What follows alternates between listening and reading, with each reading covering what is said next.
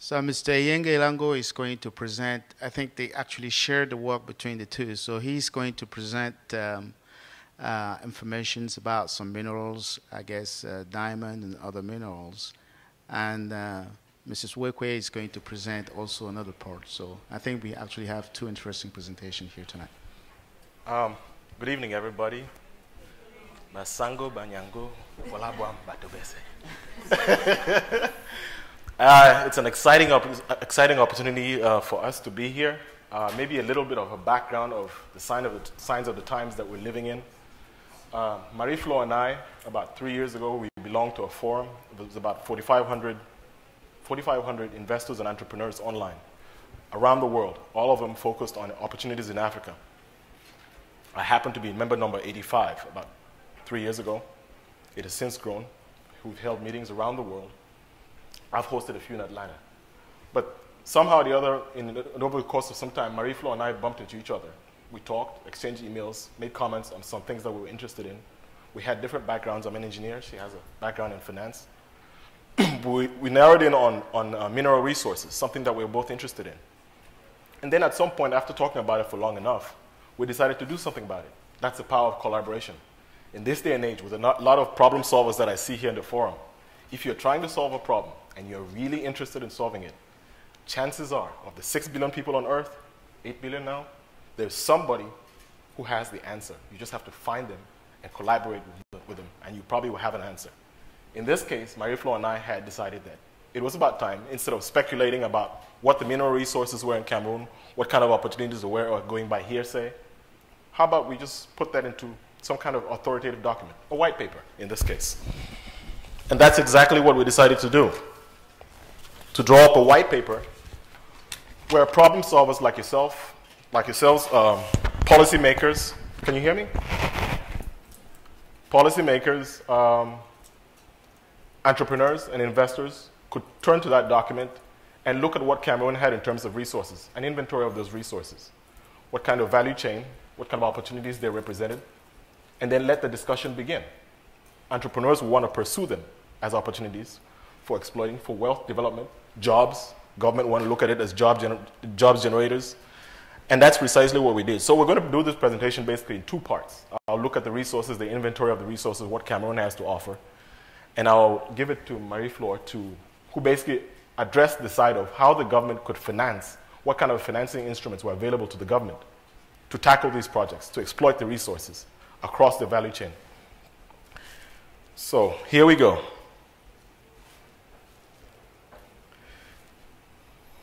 Short list, abbreviated. It looks like a lot, and it is a lot for a small country. Now, before I proceed, let me just put this in mind. There's a quote. Maybe you can take away this before you go home tonight. There's about 3 regions in the world where there's a medium to high probability of the discovery of large quantities of non-hydrocarbon mineral resources. One of them is in Western China, one of them is in Arctic Canada, and the other one is in Cameroon. It's a mineral belt. 80% of Cameroon's landmass sits on that mineral belt that stretches from Cameroon all the way towards Rwanda. Cameroon basically sits at the big end of it, 80% of the country. So this is just an inventory of what has been found. What you will see here today is just what has been found. And they expect that over time they will find a lot more. That again is just a map of what has been identified so far. Everything from gold and tin to rutile and cobalt. There are already a lot of companies that are been exploiting these, have been given contracts to exploit them. I mean, the details are not available publicly. You only get anecdotal evidence here and there of what may have been done. And financially, I don't understand them, so I turned to somebody who was an expert to understand what they could have been doing. Sometimes it looks like counter trade, but it may be a different kind of instrument.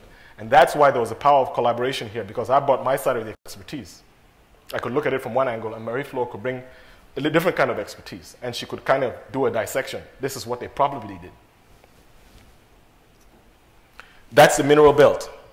You see that big end? It basically, the picture is not exactly clear, but the pink basically covers most of Cameroon, and I try to enhance it a little bit. It's not exactly clear. But that's the quote that I mentioned earlier. That's probably a clearer picture of what that belt looks like. And that's the pink zone, which represents most of Cameroon, all the way to the northern tip of the country.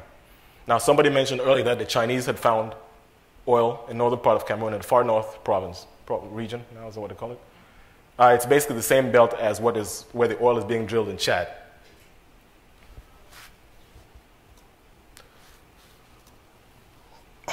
The precious minerals, basically an inventory again. Gold, base minerals like tin. And that's just, again, the minerals that have been discovered by category.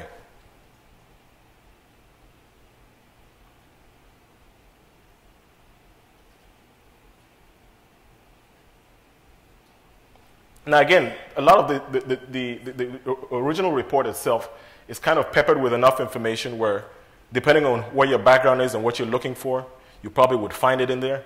If you're an entrepreneur and you're looking at using aluminum, for example, and going up the value chain, I've heard in Cameroon they use aluminum to make pots, and inside those pots you can cook ekwang.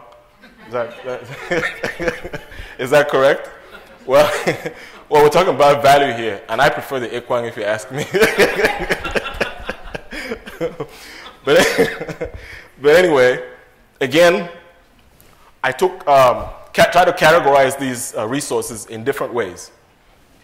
This was a particularly interesting one. I just did it basically for the intellectual exercise as much as for the illustration. Now, the United States keeps a defense stockpile that is critical for its national defense and industrial supremacy. These are critical resources that the United States must have. Now, I decided that, okay, what is it in this inventory that Cameroon has? There's about 30-something of them. Cameroon has about 13. So these are the three categories. Geostrategic, which has platinum, and there's the industrial. I'm sure most of you can read these kind of charts. There's fuel, and those are three. And you see all those in the middle fall in almost the three categories. Now what you see there with the stars, those are materials that are important to American defense interests. And the one with the blue square is interested to the United States industrial and defense interests. Just so that, again, when you're doing policy planning, I'm not an economist, by the way. I'm just trying to illustrate for people who are interested from different aspects of different parts of society, in business or otherwise, to start looking at what these opportunities represent. It's not just the minerals on the ground, but across that value chain, what it ultimately means and what it means for your potential customers. Where are you going to invest? And a lot of these investments are capital intensive, but it's your country, isn't it? I mean, if we don't start looking at these with an eye to making business decisions, policy decisions, I mean, many of the people who are going to be making decisions before another generation might just be somebody in here. But again, it was essential that we go back and do the homework. And Eric Chinje mentioned earlier that sometimes we need to drill down and get that baseline information, intelligence up so that those decisions can be made by anybody, including people who are just business interests. And that's exactly what we're trying to do here, is just illustrate. If you're going to make those decisions, what exactly does it mean that Cameroon has platinum? Who would want it? Why would they want it? How much price do you charge for it? Those are questions that you need to know, so you don't give it away. In the case of the diamonds, we only heard that the contracts had been made with Chinese, with the Koreans. And it wasn't exactly clear on what terms. Until a few months ago, the Koreans showed up with a master plan for railroad development in Cameroon. I'm not sure they're supposed to build it in a partnership, but they wasn't sure exactly how we're paying for it. Is it a counter trade?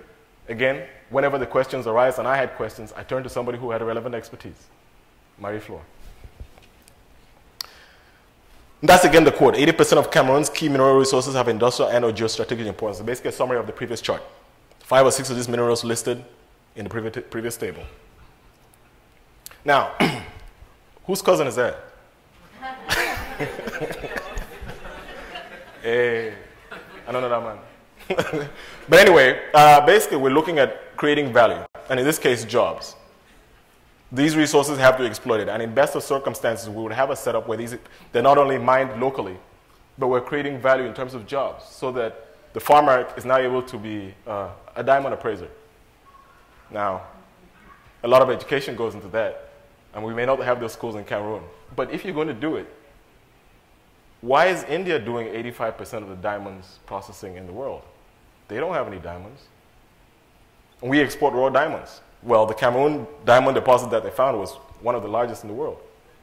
And I don't see any plans to do any in-house processing, value addition. So why can't Mullah here,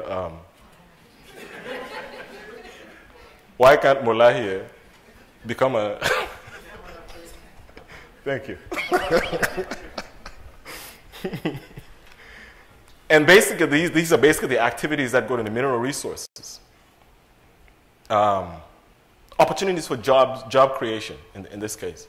And we were basically just looking at direct employment, the person who has to go and work at the mining sector. But there's all these opportunities where jobs need to be created, and somebody has to plan for them. And even if they don't, there's a private sector. Many of you all who are here today who are interested in creating wealth, solving problems, finding opportunities. And some of the people talk to you about how some of these things can be financed. And some people have expertise. I hear there's somebody here from Schlumberger here.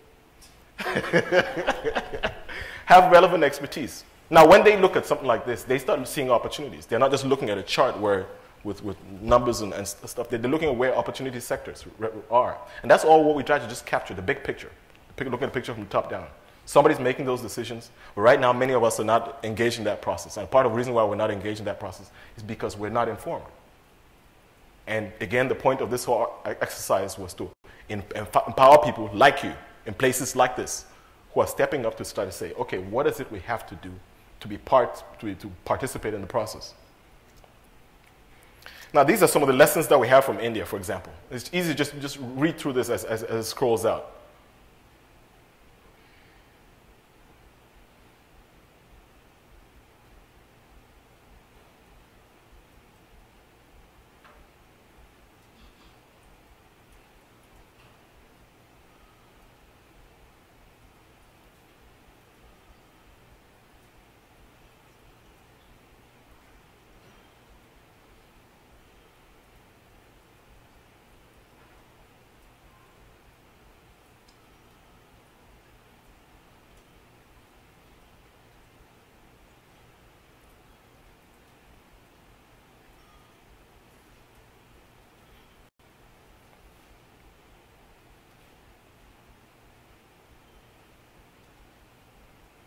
Now think about that. 60% of the world's diamonds. You know how many years it took for that diamond center to basically diamond cutting, diamond processing to move from Belgium to India? It took about 4 years. India doesn't produce any diamonds. Now look at how many people are employed in the diamond cutting sector. 1 million? Think about how many Cameroonians. We won't need to talk about poverty reduction. How about wealth creation for a difference? And get all those people out of poverty.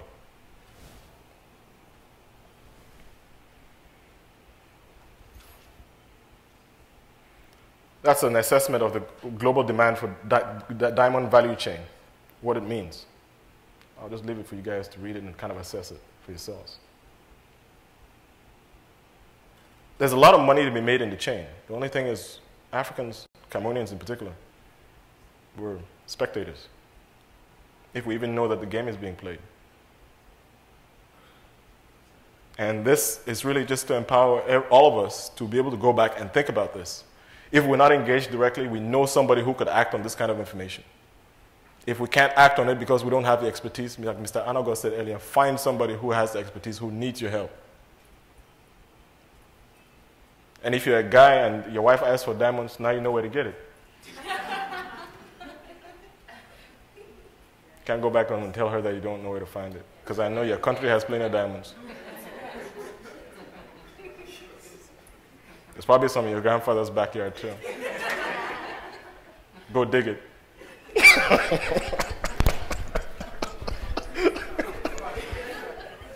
Can you dig it?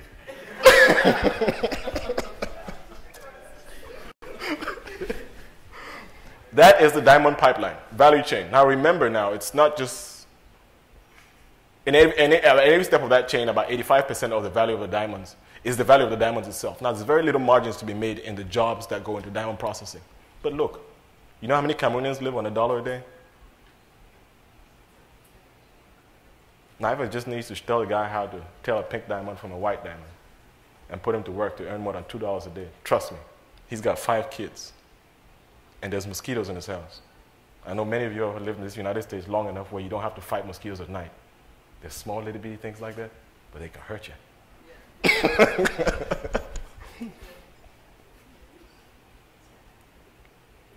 Now, the diamonds, the deposits that are in Cameroon is estimated at about 936 million carats. That's in the eastern part of the country. It's about 5 times the world's annual total supply of diamond production every year, 5 times.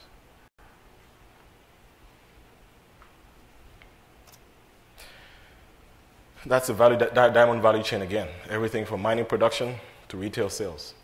Now look at that. You know what Cameroon's budget in 2007 to 2011 was? It's $22 billion. That's about the value of all the diamonds sold wholesale in that year. And you guys are sitting on 5 times that amount. Your 9-to-5 job doesn't look so good, does it? Look, I know I'm trying to, this is late in the day, and we have to make this thing interesting. But I'm trying to get your attention. I don't want people to go away today thinking that this is just an exercise in intellectual curiosity. It isn't. There's serious decisions to be made, and most of you who took the time to come to this event are serious people. You show it because you marched to this place. Now, this is information that could make you a lot of money. Act on it. Cameroon's value proposition is basically this, summarized.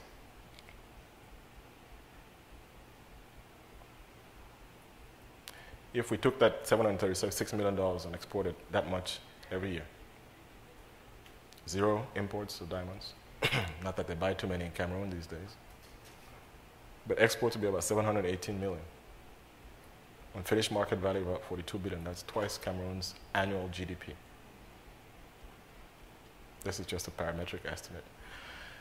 Media reports said that for this project, there's an estimated 4,000 jobs to be created. Well, 4,000.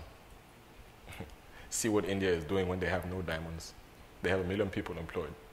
We have the world's 2nd largest diamond deposit, and we're supposed to be impressed by 4,000 jobs? 4,000? Really? I'll ask a mosquito to bite me, just for that price. From bauxite to aluminum. This is another one that I decided to do 3 besides the diamonds. There's another case of, you really like that mosquito thing, don't you? You haven't any vacuum. Anyway, from bauxite to aluminum is another case of another mineral that we decided to take a closer look at. This is again another quote that you need to take in and just kind of let it sink in.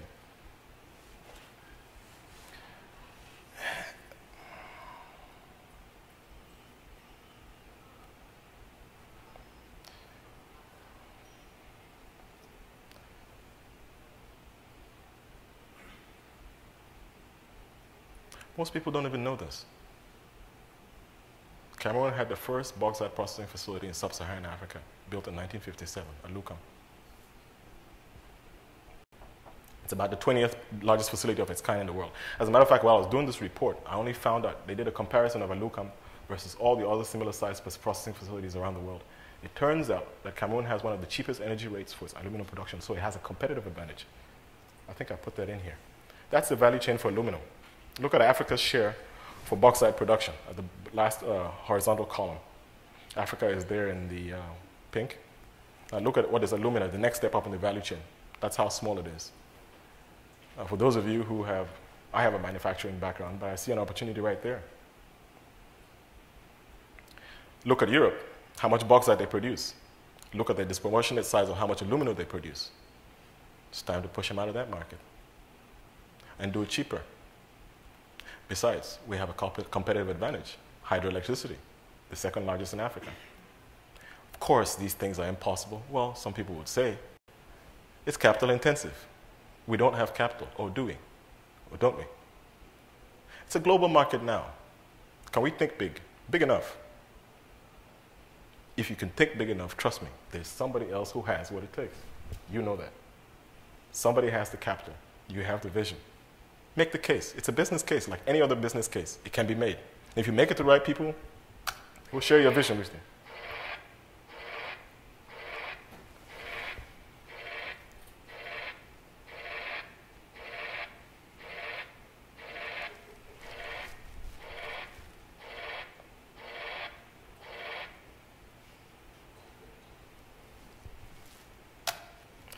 That is Cameroon's competitive advantage in the aluminum sector, 1995 to 2005. Right there along the XY axis is that little country, piece of real estate that belongs to you and me called Cameroon.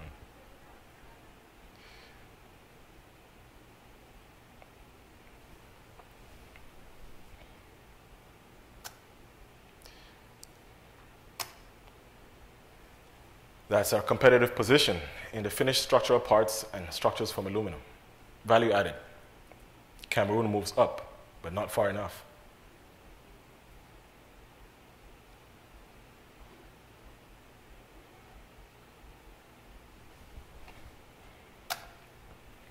So, what does it take to go from 100,000 tons, which is what Alucam produces today, to 300,000 tons, which is the target they're working on? Like everything else, it is not a straight road. But for better or for worse, in Cameroon now it's being done.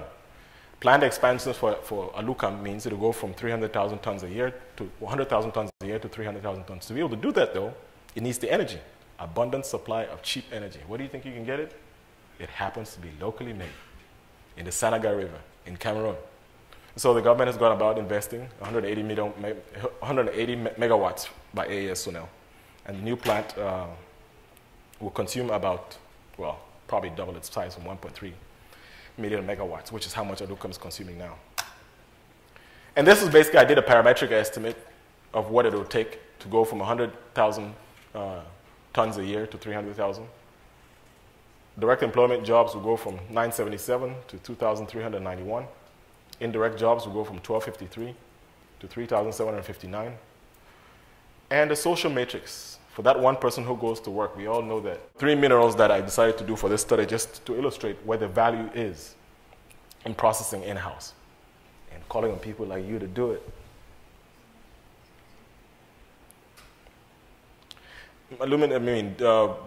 Titanium has defense aerospace applications, for those of you who are not familiar with metal. And that's just a quote on what the forecast, 7.3% average till 2005. And the demand drivers are defense, industrial, energy. And look, now we know why some people come knocking on your door. So, you know, somebody leaves all the way from China and comes to meet you in your village and starts knocking on your door and calls you sir. There's gold behind your house. Just tell them, say, nice to meet you. I'm going to go dig. Titanium is one of those mineral resources, the people who need it. I mean, look, trust me. It's going to be a long time before we start making aluminum pots in Cameroon out of titanium. As a matter of fact, if we did, people would get robbed because they are pots. It's an important mineral. It's an important metal because it has, like I said, defense and industrial and medical energy applications. So this is something that if we're going to do it, you need to find people who are willing to buy it. And a lot of them are here. Don't tell them yet that we're going to charge them. But somebody has to sell it. And you guys have to do it.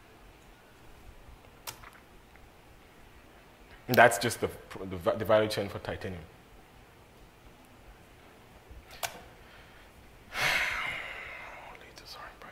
That was one last quote that I decided to just throw in there just for a titre préventif.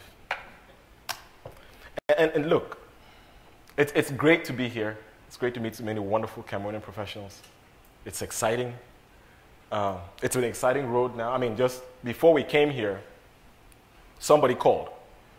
He works on Wall Street. He happens to be from the Congo. He found this report online, much as you did. He says, Eyembe, where you live? I said, it depends who's asking.